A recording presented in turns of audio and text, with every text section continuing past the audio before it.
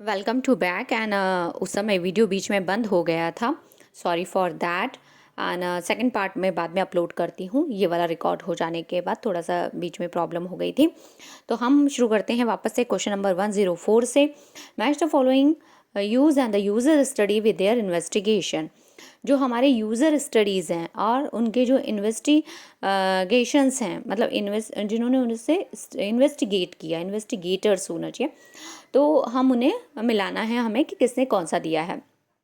तो आपका लिस्ट 1 है, लिस्ट 2 है information metric and user studies, that was Carol Tenopir. Information need and use जो है वो आपका दिया है क्रॉफर्ड ने। Organisational behaviour and information seeking जो है वो हमारा है अस्टर इथाल ने। The information uses and need of social scientist जो है वो आपका है मॉरिश बी लाइन ने। ये बहुत इंपॉर्टेंट क्वेश्चन है, इसको बेस बना के थोड़ा सा बदलकर आपसे फिर क्वेश्चन आ सकता है। इस तरह के क्वेश्चंस को नोट डाउन करिए, कॉपी में लिखिए, इन टर्म्स को और सर्च करिए, इनको रिलेटेड पढ़िए, क्योंकि जब आप इन्हें पढ़ेंगे तो इनसे रिलेटेड एक दो ऑथर और मिलेंगे, शायद वो ऑप्शन में देकर आपसे पूछ लिए जाएं। फिर है हमारा अगला क्वेश्चन। लिस्ट 1 से लिस्ट 2 हमें मैच करनी है। एक तरफ टेक्नोलॉजीज हैं, एक तरफ उनके फंक्शंस हैं। टेक्नोलॉजी में आपको बारकोड है, आरएफआईडी है, फ्लिकरिंग है एंड डीओआई है। ठीक है, तो इसमें इजी था।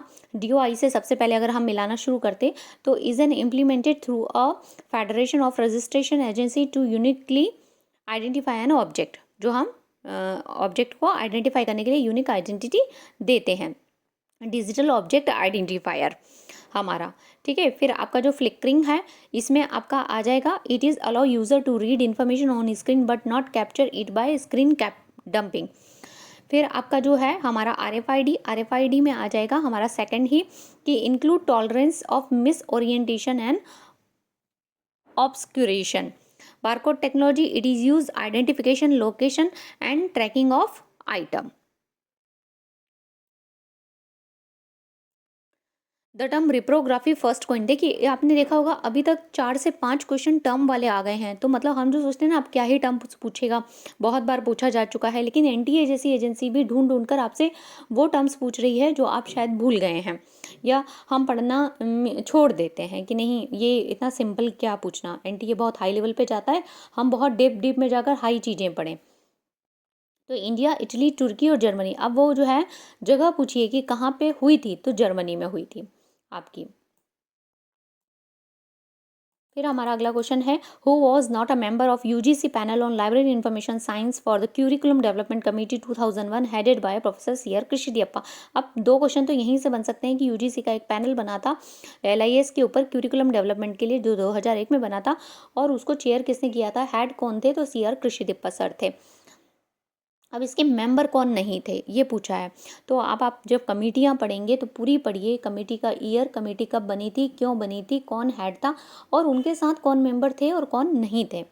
तो प्रोफेसर हर्ष पारेख जो हैं एसएनडीटी वुमेन यूनिवर्सिटी ये थे, प्रोफेसर टी विश्वनाथन इंस्टॉक थे, प्रोफेसर एम के राव नायडू एमएस यूनिवर्सिटी भी थे, लेकिन जो professor PSG Kumar RTM university Nagpur थे ये इसमें मेंबर नहीं थे।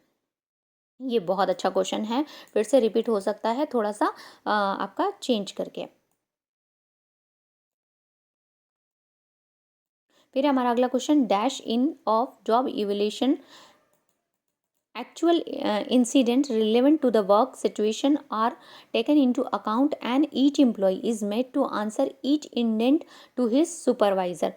मतलब आपको हर एक चीज़ जो आपने की है, आपके एम्प्लॉय के अकाउंट की बात की जा रही है कि हम अकाउंटेबिलिटी जब मेंटेन करते हैं तो आपको उस वर्क सिचुएशन हर एक चीज़ को करना है, तो वो चीज़ क्या कहलाएगी। Informal plan method, self rating method, mutual rating method या क्रिटिकल पाथ प्लान मेथड। तो ये कहलाएगी आपकी क्रिटिकल प्लान मेथड।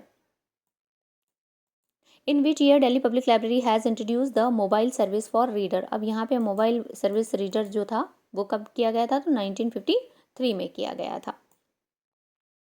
फिर है हमारा अगला क्वेश्चन, ये देखिए मैंने आपसे कल परसों भी जब हम PYQ पढ़ रहे थे, इन्फॉर्मेशन लिटरेसी बहुत इंपॉर्टेंट है। इन्फॉर्मेशन लिटरेसी की जो स्टेप्स होती हैं, जब इन्फॉर्मेशन क्वेश्चन आता है उससे लेके आंसर देने तक उसको हम इवैल्यूएट करें, सामने वाला करे और उससे सेटिस्फाई हों, वहाँ तक की जो स्टेप्स हैं सारी बहुत इंपॉर्टेंट है। तो हमें इन्हें अरेंज करना था लॉजिकल सीक्वेंस में। तो सबसे पहले क्वेश्चन आया, क्वेश्चन को आपने फाइंड किया, ठीक है, फिर आप उसे गैदर करेंगे इन्फॉर्मेशन, उसके ऊपर आप क्रिएट करेंगे एंड द लास्ट असेस। देखिए असेसमेंट, सिंथेसिस करना, इवोल्यूशन करना, ये लास्ट की होती हैं। तो जब भी इस तरह का क्वेश्चन आए, आपसे नहीं बन रहा है तो इन की वर्ड्स को आखिरी में ले जाइए, बन जाएगा आपसे।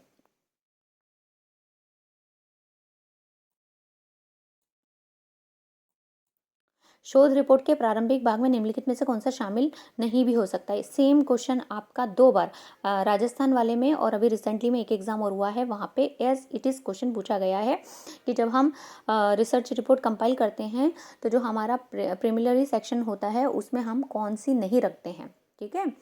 तो अंतर्वस्तु की सारणी, कंटेंट रखेंगे, सारणियों की सूची भी रखेंगे, प्रस्तावना इंट्रोडक्टरी पार्ट रखेंगे, जांच के तहत समस्या की महत्ता, मतलब हम जब पूरी हमारी इन्वेस्टिगेशन या हमारा जो डेटा एनालिसिस हो गया है उसके तहत हमारी जो प्रॉब्लम्स आई हैं निकल कर, पूरी रिसर्च की प्रॉब्लम्स एंड फर्दर स्टडी, वो हम इंट्रोडक्टरी पार्ट में, प्रारंभिक पार्ट में नहीं रखते हैं।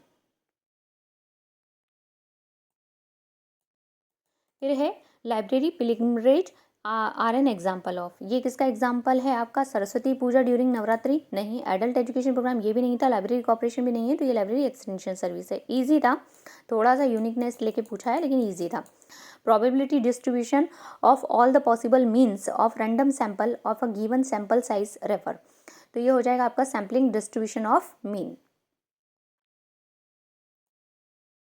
फिर है हमारा अगला question, which of the following are true of multimedia, multimedia के बारे में क्या बातें सही हैं। तो मल्टीमीडिया के बारे में जो सही बातें हैं कि ये जो है CAD और CAM can be used for designing engineering application, फिर Photoshop can be used for network development, और common file type for audio include MP3, WAV and WMA।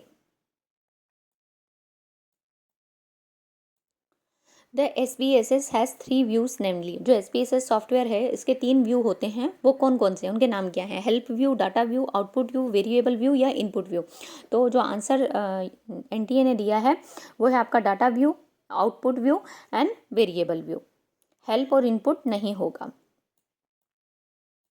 फिर है which of the following are true of librarianship as a profession, librarianship को as a profession जब हम consider करते हैं तो क्या बातें सही है। नीड है specialize knowledge, definitely. Required set of principle of professional ethics, ये भी सही है। Information work is distinct from librarianship से फर्नाडे, ये फर्नाडे ने कहा है, ये भी कहा है। Mainly an activity involving service against fee और फीस, तो ये केवल ये जरूरी नहीं है कि हम फ़ी लेकर ही करते हैं ये काम, है ना। लाइब्रेरी इज़ अ मतलब क्या कहेंगे, सर्वे, मतलब कई बार फ्री ऑफ कॉस्ट, मतलब बहुत सारी लाइब्रेरियाँ हैं पब्लिक लाइब्रेरी की अगर हम बात करें तो वो सेवार्थ के लिए, मतलब जो होता है वो पर्पस होता है। तो हमारा ABC इसका सही उत्तर हो जाएगा। फिर हमें लिस्ट 1 से लिस्ट 2 मिलाना है, सच अ गुड क्वेश्चन एंड ये रिपीट हो सकता है दूसरी एग्जाम्स में आपसे। RTI जो है 2015 विथ डिस्क्रिप्शन, 2005 होना चाहिए RTI एक्ट, उसके डिस्क्रिप्शंस पूछे हैं आपसे। यहाँ पे सेक्शंस दे रखे हैं 4, 11, 15 एंड 21, और उन सेक्शंस के डिस्क्रिप्शंस आप हमें बताना है। तो ये जो 4th सेक्शन है उसमें आ जाता है आपका ऑब्लाइजेशन ऑफ अथॉरिटी, फिर आपका आ जाता है B वाला जो है हमारा, उसमें आ जाएगा थर्ड पार्टी इंस्पेक्शन 11, क्लॉज 11 जो है आपका सेक्शन 11। फिर सेक्शन 15 में आ जाएगा आपका constitution of state information commission, जो इन्फॉर्मेशन कमीशन है उसका कॉन्स्टिट्यूशन करना।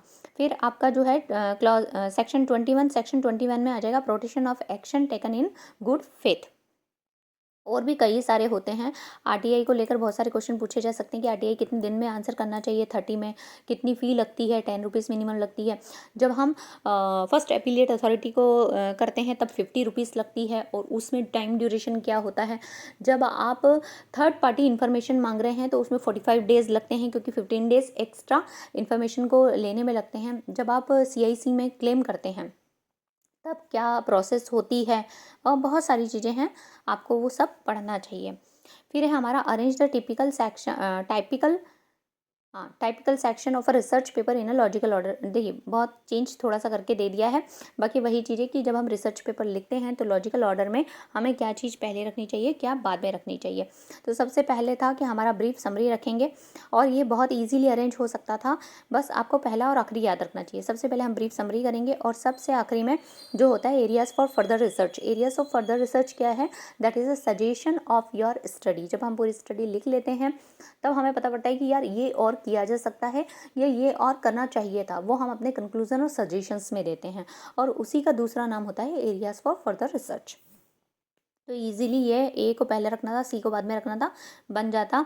फिर हमारे ऑब्जेक्टिव स्टडी होते हैं, देन रिसर्च प्रोसीजर जिसे हम रिसर्च मेथोडोलॉजी कहते हैं, जिसमें हमारा डेटा कलेक्शन टेक्निक, हाइपोथेसिस सब कुछ आ जाती है। फिर उसके बाद आपका डेटा इंटरप्रिटेशन, ग्राफिकल रिप्रेजेंटेशन वाला जो है उसको हम स्टैटिस्टिकल एनालिसिस। तो थोड़ा सा नाम बदल कर दिए गए थे, बाकी आप अगर रिसर्च की स्टेप्स जो वैसे तो बहुत सारे रिसर्च की स्टेप्स मानी गई हैं, डिफरेंट डिफरेंट ऑर्थर्स, और आप बुक्स अगर पढ़ेंगे तो बहुत सारी, मेनली 8 to 9 हैं, आप उन्हें ठीक से सीक्वेंस में लिख के याद कर लीजिए, और उनके अल्टरनेट नेम भी याद कर लीजिए, तो ये बहुत ईजी हो जाएगा आपके लिए इस तरह के क्वेश्चन को सॉल्व करना। फिर है हमारा AGNIC, है ना, एग्रीकल्चर नेटवर्क इंफॉर्मेशन सेंटर। इसके बारे में क्या सही है ये बताना था। तो जो हमारा सही है हम सीधे उसी पे आ जाते हैं कि जो national agriculture library of USA was involve as an alliance partner. ठीक है, फिर हमारा डी सही है कि AGNIC has a web gateway providing immediate access to a cross section of utilated agriculture resources. फिर ई सही है कि CB pest database of occurrence and distribution of pesticides is available through AGNIC। तो बहुत unique question था, बहुत अच्छा है, और इसी में थोड़ा सा और चेंज करके ये क्वेश्चन दूसरे एग्जाम्स में आ सकता है। देखिए जो इस तरह के क्वेश्चन है ना, उन्हें आप अलग से लिख लीजिए। फिर है हमारा RDF के बारे में पूछा है कि क्या सही है, तो सीधे हम सही पे ही आ जाते हैं। RDF is a standard model for data interchange on the web, ये सही है। XML syntax is allowed for RDF data model, ये भी ठीक है। और RDF कैनॉट मर्ज डेटा, ये गलत है। RDF allow structure data only, ये भी गलत है। RDF extend the linking structure of the web two use URI, ये हमारा सही है। तो A, B और E सही हैं इसके बारे में। फिर हमारा है by directional wireless system that transmit data via LED और इंफ्रारेड लाइट इज कॉल्ड, तो ये लाइफाई, इजी था। Arrange the steps of PERT and CPM in chronological order. देखिए PERT को ही CPM कहा जाता है, ये क्वेश्चन भी बहुत बार आता है, तो इनकी जो सीक्वेंस स्टेप्स हैं उन्हें हमें क्रोनोलॉजिकल ऑर्डर में अरेंज करना था। तो पहली जो है आपकी identify activity required by the project, जो प्रोजेक्ट की एक्टिविटी आइडेंटिफाई करना कि क्या क्या करना हमें उस प्रोजेक्ट के लिए आवश्यक है। फिर identify the president relationship among the activities. फिर हम 2 एक्टिविटीज़, 3 एक्टिविटीज़, ये 4 जो भी हमारे उस पूरी प्रोजेक्ट में आने वाली है उनके बीच में रिलेशन आइडेंटिफाई करते हैं। Develop a network diagram of activities and event और a note showing presidents relationship. Then आपका उनके बीच में जो है अब हम एक डायग्राम बनाएंगे। पहले हमने रिलेशनशिप आइडेंटिफाई कर लिया, आइडेंटिफाई करने के बाद हम उसे डेवलप करेंगे कि किसके बीच में कितना डेवलपमेंट हो रहा है और कौन किससे कितने रिलेट कर रही है, और नेटवर्क बनाएंगे। देन हमारा डी थी, है ना, determine the expected time required for each activity. देखिए PERT और CPM में टाइम भी मैटर करता है, तो पहले हम टाइम करेंगे, उसके बाद ई था, मैंने नीचे वाला पढ़ लिया, सॉरी। और फिर last one, determine the earliest and the latest feasible event times. Which of the following is an analytical information source. इसमें से कौन जो है एक एनालिटिकल इन्फॉर्मेशन सोर्स है। एनालिटिकल दैट मीन्स आप थोड़ा सा उसमें जो है लिमिट नहीं होती है थोड़ी सी। देखिए डिक्शनरी एक बाउंड है, एक मतलब लिमिटेशन है उसमें कि इस वर्ड का यही मीनिंग है, वहाँ तक वो लिमिट करता है, ठीक है। एल्मेनक है, डायरेक्टरी है, ये लिमिटेड है, इसमें एनालिटिकल इन्फॉर्मेशन नहीं होता है। तो आपका मोनोग्राफ जो होता है वो आपका एनालिटिकल इन्फॉर्मेशन सोर्स होता है इन सब में से। Arrange the steps use Popsy in logical order. देखिए प्रेसिस से आ गया आपका रोल ऑपरेटर, पॉप्सी आ गया, फिर आपका जो एसोसिएट रिलेशनशिप वाला जो है वो आपका पिछली नेट की एग्जाम में भी आया था, उससे पहले भी आया था और इस बार भी रिलेशनशिप से पूछा है। तो आप ये देखिए इंडेक्सिंग से 3 क्वेश्चन आ गए हैं इसी पेपर में। तो इंडेक्सिंग जो है, इंडेक्सिंग के टाइप, इंडेक्सिंग के जो रिलेशनशिप, इंडेक्सिंग लैंग्वेजेस, ये बहुत अच्छे से पढ़िए डिटेल में जाकर। फिर है content analysis, alphabetisation, modulation, preparation of entries and formalisation. Paper थोड़ा सा मतलब वो हो गया है डाउनलोड करने में। तो हमारा सबसे पहले आ जाएगा ए, देन ई, सी, बी और डी, डी एंड बी। फिर है लिस्ट 1 सोर्स और लिस्ट 2 है एडिटर्स। किसने किसको एडिट किया है? हमारे यहाँ पे एनसाइक्लोपीडियाज हैं, मैग्रा हिल है, फिर आपका एएलए ग्लोसरी है, encyclopedia of religion and ethics है, international encyclopedia of social science है। देखिए ईयर भी सबके दे रखे हैं, तो अगली बार आपसे ईयर भी पूछे जा सकते हैं किसी और एग्जाम में। तो आपका James Hasting, David R Sills, Sybil B Parker और हर्ट सिस्टिल यंग। तो McGraw Hill dictionary and scientific technical terms जो 1984 है वो आपका साइबिल पी पार्कर की है। फिर आपका ALA glossary of library information science 1983 जो है आपका हर्ट सिल यंग दिया है। Encyclopedia of religion and ethics जो है वो आपका जेम्स हेस्टिंग, और international encyclopedia of social science 1967 David R Sills. List 1 से list 2, metrics and the term coin by bibliometric, H index and webometric and scientometric. ये question बहुत easy था, ये बहुत बार अलग अलग आ चुका है, तो बहुत ज़्यादा टफ नहीं है। बिब्लियोमेट्रिक पिचार्ड ने दी है ना। एच इंडेक्स जेई हर्स ने दिया है आपका। फिर आपका जो वेबोमेट्रिक है अल्माइंड एंड इंगवर्सन। फिर आपका साइंटोमेट्रिक जो है वो आपका वैसी एंड मूलचेंको। लैंग्वेजेस हैं और उनके एग्जाम्पल है logic programming language, front end programming language, back and programming language and scripting programming language. ये जो प्योर लाइब्रेरी साइंस वाले हैं, जो आर्ट की फील्ड से आए हैं, उनके लिए क्वेश्चन टफ है। लेकिन जो लोग कंप्यूटर साइंस की फील्ड से आए हैं या कंप्यूटर का काफ़ी अच्छा नॉलेज रखते हैं, ये उन्होंने PG10 PGDCA कर रखा है, उनके लिए क्वेश्चन बन जाएगा। तो हमारा है logic performing language, Prolog. Front end है आपका CSS, फिर आपका जो है बैक एंड है C++, और आपका स्क्रिप्टिंग वाला है आपका बैश। देखिए नालंदा यूनिवर्सिटी से क्वेश्चन हर बार आ रहा है। आप RPSC ले लीजिए, आप MPPSC ले लीजिए, आप नेट ले लीजिए, आप कुछ भी ले लीजिए, MP सेट ले लीजिए, नालंदा एक ऐसा टॉपिक है शायद आ ही रहा है। और ये जो क्वेश्चन है इसके बाद और ज़्यादा, मतलब अभी तक हम ये पढ़ रहे थे कि जो 9 स्टोरी बिल्डिंग है वही रत्न सागर 9 स्टोरी है। फिर MPPSC 2022 का जो पेपर हुआ 9 जून 2024 को, उसमें हमें कमीशन आयोग की जो फाइनल आंसर की आई, उसमें हमें ये बताया गया कि रत्नोदधि 9 स्टोरी है। फिर आज हमें NTA ने बताया कि नहीं, रत्न रंजका 9 स्टोरी है। तो आई थिंक मैंने एक ब्लॉग में पढ़ा था, I am still searching that blog, मैं अभी बीच में पढ़ी थी but I am still searching. उसमें लिखा था कि देयर इज़ नो, मतलब क्लियरली मेंशन दैट कौन सी बिल्डिंग थी वो, धर्मा गुंजा था उस कैंपस का नाम, उसमें 3 बिल्डिंग्स भी थी।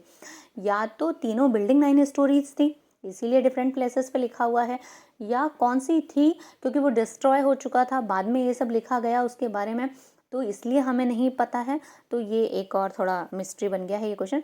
Nalanda university was establish in 4th century BC। Area of library was called Dharmaganja, ये सही बात है। Library was houses in 3 grand building, ये भी ठीक है। This building were named is Ratna Sagara, Ratna पीठिका and Ratna रंजिका। तो रत्न पीठिका नहीं थे, रत्नोदधि थे। And Ratna Ranjika was a 9 storey building. तो ये इन्होंने आंसर दिया है BCE, बट पता नहीं, मैं मतलब अभी भी स्टिल आई एम कन्फ्यूज्ड कि तीनों में से कौन सा भाई 9 स्टोरी है, क्योंकि रत्नोदधि तो फिर भी समझ में आता है क्योंकि नेताजी सुभाष चंद्र ओपन यूनिवर्सिटी के नोट्स में लिखा हुआ है, और रत्न सागर बहुत सारी बुक्स में लिखा हुआ है, पर रत्नरंजिका पहली बार हमको NTA ने बताया है। पुस्तकालय के स्टॉक रूम में कुछ भाग के गहन चेकिंग के आधार पर घाटे का अनुमान लगाया जाता है। जब हम कुछ डेप्थ चेकिंग करते हैं, ये हिंदी में आ गया है क्वेश्चन, तो हम कैसे जानेंगे क्या किस घटे का अनुमान कैसे लगाया जाता है? तो घटे का अनुमान लगाया जाएगा आपका सैम्पलिंग मेथड, मतलब हम जो नमूना भंडारण सत्यापन, एक छोटा, हमने सपोज हमारे पास 1.5-2 लाख किताबें हैं, तो हम 2 शेल्फ का जो है रेक्टिफिकेशन करेंगे या उनका स्टॉक वेरिफिकेशन करेंगे और उसी से हमें पता पड़ जाएगा कि कितनी बुक मिसिंग है। मतलब ये भी एक टेक्निक होता है आइडेंटिफाई करने का, कि हो सकता है दूसरी 2 शेल्फ में शायद एक भी किताब मिसिंग ना हो, लेकिन पूरा जो है जब कोई टीम आने वाली होती है या कुछ इस तरह की चीज़ें होती हैं या सडन इंस्पेक्शंस होते हैं, ये चीज़ तब की जाती है। एक निब्बल कितने बिट्स के बराबर होता है ना? तो एक निब्बल जो है उसमें 4 बिट्स होते हैं। ईजी था। विच of the following is an implication of first law of library science? First law of library science का जो इम्प्लीकेशन है वो क्या है? तो ये भी बहुत ईजी था, लोकेशन ऑफ द लाइब्रेरी। फिर है a cyclic recurrence of fundamental categories, recurrence of fundamental category in facet analysis of a subject. ये था राउंड्स और लेवल्स से क्वेश्चन था, और जिसने राउंड्स और लेवल्स बहुत अच्छे थे, कि बार बार बोल रही हूँ कि जो आपकी ग्रेडिंग बनाएंगे या आपके रैंक बनाएंगे, चाहे आप आरपीएससी दीजिए, आप राजस्थान का जो अभी स्कूल वाला होने वाला है उसका एग्ज़ाम्स दीजिए, रैंक आपकी बनेगी जब आपने क्लासिफिकेशन और कैटलॉगिंग की थ्योरी बहुत डीप में जाके पढ़ी है, क्योंकि जब वहाँ से बेसिक बहुत डीप में क्वेश्चन आते हैं और आपके कंसेप्ट बहुत क्लियर हैं, तो आप जब उन क्वेश्चन को आंसर देंगे, बाकी नॉर्मल क्वेश्चन तो सारे लोग ही पीवाईक्यू से पढ़कर दूसरी किताबों से पढ़कर दे ही रहे हैं, तो इस तरह के क्वेश्चन जब आप आंसर करके आते हैं तो आप उनसे 2, 4, 5, 10 क्वेश्चन आगे चले जाते हैं, आपकी रैंक बनती है और आपकी पोजीशन भी ज़्यादा हद तक सिक्योर हो जाती है। तो ये जो था कि हमारा जो रीअकरेंस होता है साइक्लिक, वो राउंड्स में होता है। फिर है which of the following are advantages of mobile library app? Mobile library app के क्या एडवांटेजेस हैं? Storage and display, quality assurance, allow user to set preference and compatibility, load content faster. तो हमारा CDE, C allow user to set preference, compatibility and load content faster. Storage और display और quality नहीं होता है। The first ever library school in the world was started. ये भी easy question था, मेलविल डेविसन ने स्टार्ट किया था। ये क्वेश्चन रिपीट हुआ है अभी, फिर पूछा गया था किसी एग्जाम में।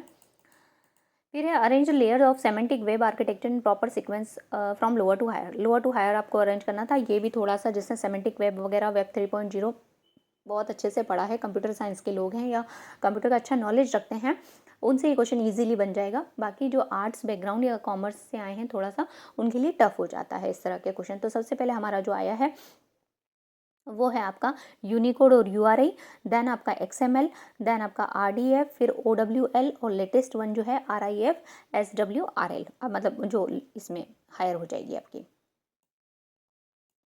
निम्नलिखित में से कौन सा मेटा डेटा हार्वेस्टिंग सेवा के प्रदान करता है? जो मेटा डेटा हार्वेस्टिंग होती है उसको कौन कौन देता है? उडासिटी देता है, गूगल स्कॉलर देता है, NCSTRL देता है, NPTEL देता है, या ISI बैंगलोर देता है। तो ये जो आपकी प्रोवाइड करवा दी जाती है वो दी जाती है गूगल स्कॉलर के द्वारा, फिर आपका NCSTRL और ISI बैंगलोर। फिर है लिस्ट 1 से लिस्ट 2 मिलाना है। देखिए ये भी क्वेश्चन हर एग्जाम में, चाहे वो सिंगल पूछे, मिलाकर पूछे, मैच देकर पूछे, या कोई एग्जाम्पल, या सपोज हमसे पूछा है dissection, lamination, denotation and superimposition. तो सबसे पहले डिसेक्शन को मिलाते हैं। Cutting a universe entities into part और कोऑर्डिनेट स्टेटस।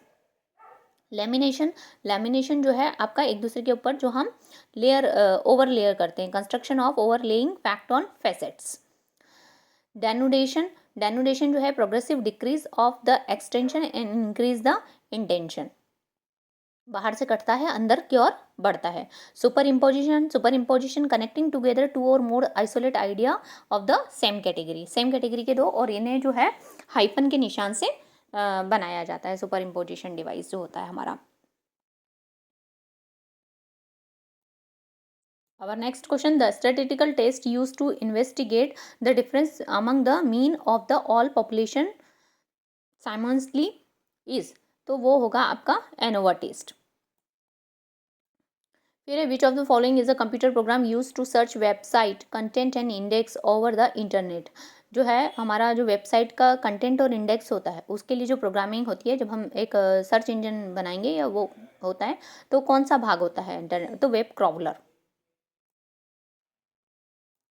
फिर है which of the following hold good with database. Case registry is a functional database. Case React is a bibliographic database. PubMed is a full text database. ERIC is a numeric database. Scopus is a citation database. देखिए आपको कितने सारे database एक ही question में पूछ लिए हैं। आप तो ये नहीं सोचिए कि आप एक डेटाबेस पढ़ लेंगे हो जाएगा, उसी से आ जाएगा, या 2-3 डेटाबेस पढ़ लिए मोर सफिशिएंट है। आप इस जो है हमारा पूरा डेटाबेस, इलेक्ट्रॉनिक डेटाबेसेस जिस भी के हैं उन्हें पूरे डिटेल में पढ़िए, कौन सा न्यूमेरिक है, कौन सा फुल टेक्स्ट है। तो हमारा ACE ओनली, तो ए है आपका, सी है और ई है। Next question